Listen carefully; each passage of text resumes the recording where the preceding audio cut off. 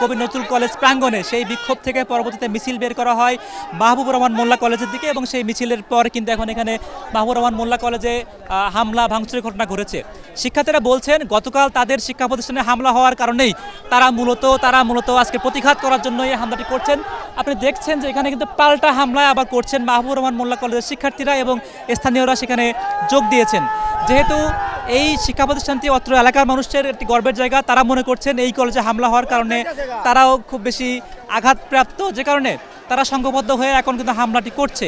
এবং মিনিট বিশেক আগেও যখন কলেজটির একটা ভিন্ন চেহারা ছিল, চকচকে চেহারা ছিল, মিনিট বিশেক পরে কিন্তু সেই চেহারা পাল্টে গিয়ে এখন ভাঙচুরের একটি দৃশ্য আমরা দেখতে পাচ্ছি। দেখছেন শিক্ষার্থীরা উল্লাস করছে, তারা ডক্টর মাহবুবুর রহমান মোল্লা কলেজের লোগো নিয়ে উল্লাস করছে, ভাঙা চেয়ার নিয়ে, কম্পিউটার নিয়ে সেগুলো নিয়ে উল্লাস করছে। এবং সেই কলেজ থেকে কিন্তু অনেক আসবাবপত্র তারা ভাঙচুর চালিয়েছেন, এখনও সেই ভাঙচুর যজ্ঞ চলছে।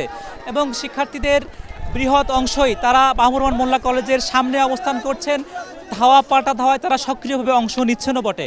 এবং কিছু সংখ্যক শিক্ষার্থী এখনও কলেজের ভিতরে আটকে আছে বলে আমরা জানতে পেরেছি। এর পাশাপাশি যেহেতু এই সড়কে খুব স্বাভাবিকভাবেই যান চলাচল বন্ধ থাকারই কথা, তেমনটি আমরা দেখছি। বসুন্ধরা ডায়াপেন্ট এখন আরও উন্নত।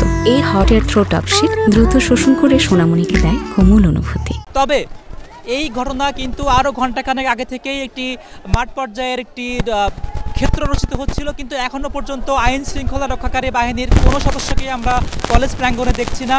তবে আহত শিক্ষার্থীদের উদ্ধার করতে কয়েকটি অ্যাম্বুলেন্সকে আমরা দেখেছি, সেই সকল গুরুতর আহত শিক্ষার্থীদেরকে হাসপাতালে নেওয়া হয়েছে। আপনি দেখছেন এখন কিন্তু আবারও ধাওয়া শুরু করেছে নজরুল কলেজ এবং সোহরাওয়ার্দী কলেজের শিক্ষার্থীরা, তারা সংঘবদ্ধ হয়ে এখন আবারও মাহবুবুর রহমান মোল্লা কলেজের দিকে যাচ্ছে। এবং সেই ধাওয়া পাল্টা ধাওয়ার মাঝখানে আমরা অবস্থান করছি, ইট পাটকেল নিক্ষেপ চলছে একে অন্যের দিকে। স্থানীয়রাও অংশ নিয়েছেন, তবে স্থানীয়রা অংশ নিয়েছেন মূলত মাহবুবুর রহমান মোল্লা কলেজের পক্ষেই। তবে আপনি জানেন যে কবি নজরুল কলেজ এবং সোহরাওয়ার্দী কলেজের শিক্ষার্থীদের সংখ্যা যেমন বেশি, আজকের এই আন্দোলনে তাদের অংশগ্রহণের মাত্রাটাও বেশি ছিল। সকাল থেকেই তারা যে সকল সংগঠিত হচ্ছিল, সেই সংখ্যার বৃহৎ অংশই আজকের এই বিক্ষোভ মিছিলে অংশ নিয়েছিলেন। সেই বিক্ষোভ মিছিল পরবর্তী সময়ে হামলায় তারা অংশ নিয়েছেন।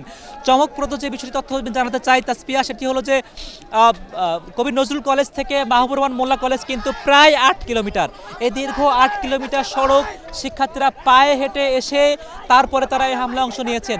তো এই দীর্ঘ পথ পাড়ি দেওয়া, দীর্ঘ সময় অতিক্রান্ত হওয়া, এর মধ্যে কিন্তু একেবারে আইন শৃঙ্খলা রক্ষাকারী বাহিনীকে নিষ্ক্রিয় ভূমিকাই দেখা গিয়েছে। এবং এখানে আহত শিক্ষার্থীর কথা যদি বলতে চাই, আমরা দেখেছি অ্যাম্বুলেন্সে করে কয়েকজন শিক্ষার্থীকে ইতিমধ্যে হাসপাতালে নেওয়া হয়েছে। তাদের কেউ মাথায় আঘাতপ্রাপ্ত হয়েছেন, কেউ মুখে আঘাতপ্রাপ্ত হয়েছেন। তবে তাসপিয়া, যে ঘটনাটি আমাদেরকে খুবই কষ্ট দেয় সেটি হলো যে সংঘর্ষ যেহেতু এখনও চলছে, ধীরে ধীরে এটি কিন্তু বাড়ছে, অর্থাৎ এটি যে আসলে প্রশমিত হওয়ার যে সম্ভাবনা সেটি কমই দেখছি। অর্থাৎ পাল্টাপাল্টি যে সকল মিছিল, পাল্টাপাল্টি হামলা, ইট পাটকেল নিক্ষেপ, সেটি যে কোনো কমে আসার যে লক্ষণ সেটি আমরা যেমন দেখছি না। এবং আপনি দেখছেন আমরা কিন্তু হামলার মাঝখানে অবস্থান করছি, এবং আমরাও মূলত একটি পক্ষের সঙ্গে পাল্টা হাওয়া খেয়ে কিন্তু আমরা আসলে নিরাপদ আশ্রয়ে যেতে হচ্ছে। কেননা এখন কিন্তু মাহবুবুর রহমান মোল্লা কলেজের পক্ষ থেকে নতুন করে তারা এই হামলার জবাব দেওয়ার জন্য নতুন করে তারা ধাওয়া শুরু করেছেন, এবং তারা অনবরত তারা হামলা করছেন, ইট পাটকেল নিক্ষেপ করছেন।